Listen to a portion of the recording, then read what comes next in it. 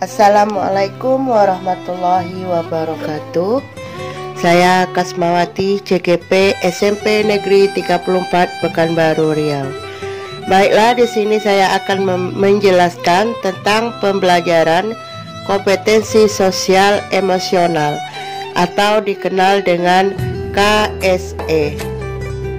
Pembelajaran KSE atau kompetensi sosial emosional terdiri dari 3 ruang lingkup.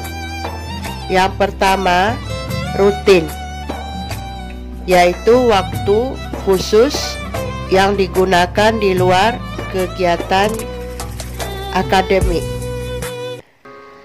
Ada 5 KSE-nya.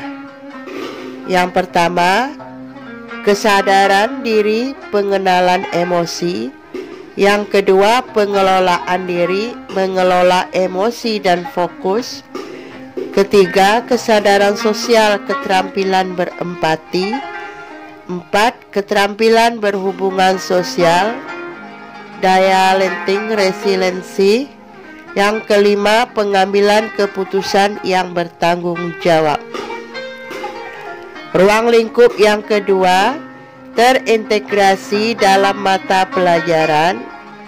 Kita dapat melakukan diskusi antara guru, siswa, atau memberi kesepakatan untuk merefleksi pembelajaran. Terdiri dari 5 KSE. 1. Kesadaran diri, pengenalan emosi. 2. Pengelolaan diri. 3. Kesadaran sosial. 4. Keterampilan berhubungan sosial. 5. Pengambilan keputusan yang bertanggung jawab. Ruang lingkup yang ketiga adalah protokol atau yang berhubungan dengan budaya atau tata tertib di suatu instansi setempat, seperti kebiasaan yang dilakukan di satuan pendidikan.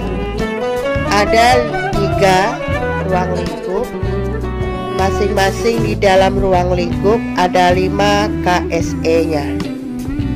Baiklah, di sini saya akan mencontohkan dari ruang lingkup rutin, waktu khusus di luar kegiatan akademik. Saya ambil 1 KSE-nya, yaitu kesadaran diri, pengenalan emosi. Di sini kita bisa menggunakan teknik kesadaran penuh. Misalnya, sebelum kita melakukan kegiatan proses belajar mengajar, kita sebagai guru dapat meminta murid untuk berhenti melakukan kegiatan apapun. Meminta murid pejamkan mata, tarikan napas dalam-dalam sebanyak 10 kali atau 15 kali. Kita kaitkan dengan pembelajaran. Boleh sambil berzikir, istighfar atau astaghfirullahalazim. Setelah selesai, meminta mereka merasakan apa yang mereka rasakan pada tubuh, pikiran, dan perasaan setelah melakukan kegiatan tersebut. Baiklah, yang kedua, ada contoh terintegrasinya dalam pelajaran.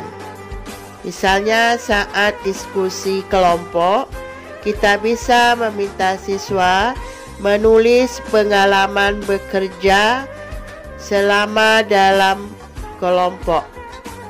Yang dilakukan guru, meminta murid mengingatkan kembali dan memikirkan kejadian pengalaman yang dialami saat diskusi kelompok.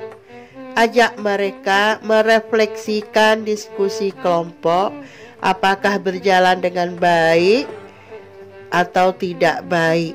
Jelaskan perbedaan dan perbaikan ke depannya, atau pada saat diskusi, seorang guru memvideokan cara siswa bekerja kelompok. Setelah selesai diskusi, bisa mereka mereviewkan kembali hasil kelompok mereka. Dan kegiatan yang ketiga atau ruang lingkup yang ketiga, protokol atau budaya tata tertib dalam satu satuan pendidikan. Di sini saya ambilkan sebagai contoh recehan keramat. Recehan keramat ini seorang guru memintakan kepada siswanya mengumpulkan uang receh selama 1 minggu yang berada di rumah, mulai dari uang 100, 200 atau 300 rupiah dikumpulkan di dalam satu kotak atau tempat. Nah, pada saat yang ditentukan, uang receh ini bisa dikumpulkan, dibawa ke sekolah dan digunakan kepada yang berhak menerimanya. Nah, inilah contoh pembelajaran KSE. Semoga bermanfaat dan bisa kita laksanakan dalam proses belajar mengajar, khususnya kompetensi sosial emosional.